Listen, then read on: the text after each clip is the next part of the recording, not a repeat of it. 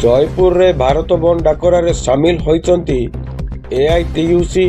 आईएनटीयूसी, HMC, CITU पक्षरु Jaipur 26 number जातीय राजपथ मुख्य ट्राफिक छकटारे रास्ता अवरोध कर केंद्रीय वाणिज्य संघ समस्ते एकत्रित होई भारत बंद डाकरा आंदोलन में जोग देथिले। मुख्य उद्देश्य है ठिका कर्मचारी नियुक्ति बंद करी स्थायी नियुक्ति देवा,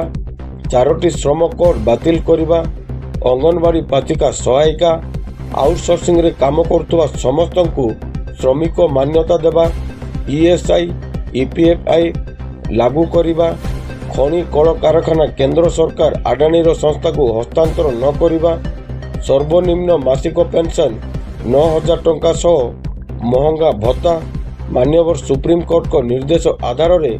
वर्षित पेंशन, समस्त ईपीएफ पेंशन भोगी मानू चिकित्सा भत्ता किंबा आयुष्मान भारत योजना रे शामिल करी मागना चिकित्सा सुविधा,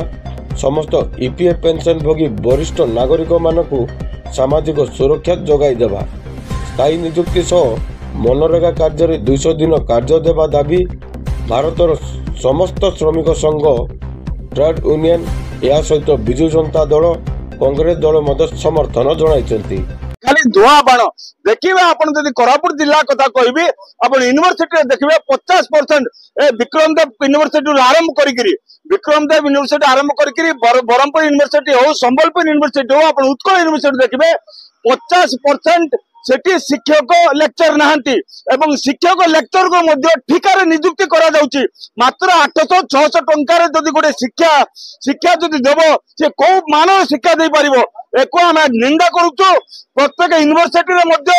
टोटाल जतिकी खाली पद पदवी अच्छी तुरंत भर्ती करा जाऊ और सारा भारत वर्ष रे गोटे शिक्षा रखा जाऊ। गोटे गरीब पिला हो, धनी पिला हो, जिते समान शिक्षा से दिया जाओ से दिन हम भारत वर्ष से दिन जिला से दिन राज्य अग्रगति करिवो।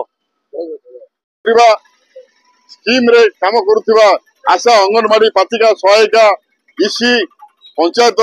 पियोन उद्यान रक्षी एवं आउटसोर्सिंग को बंद करवा, ये समस्त को श्रमिक मान्यता दे सर्वनिम्न मजूरी आईन परिसरभुक्त करवा, सामाजिक सुरक्षा आईन परिसरभुक्त करवा, ईएसआई ईपीएफ लागू करवा समस्त सहित सर्वनिम्न मजूरी 26,000 टका घोषणा करवा एवं राष्ट्रीय उद्योग जो उद्योग अच्छी घरोईकरण कर खनि कल कारखाना जिते राष्ट्रीय उद्योग अच्छी आदानी अंबानी को मोदी सरकार जो हाथ में टेकी दौची, संविधान जो भाव में हत्या कर महिला मान सुरक्षा दाबी करी दलित संख्यालघु मान जो अत्याचार होती सुरक्षा दाबी करी वार्धक्य भत्ता सर्वनिम्न 5,000 टंका समस्त को घोषणा करने दाबी करी ईपीएफ पेंशन सर्वनिम्न 9,000 टंका घोषणा दाबी करी आज सारा भारत वर्ष रे श्रमिक संगठन माने 10टी श्रमिक संगठन, किसान मोर्चा, साधारण फेडरेशन एवं जते काम। जयपुर कोरापुट जिला प्रतिनिधि कृष्ण खरांक रिपोर्ट G9 ओडिया।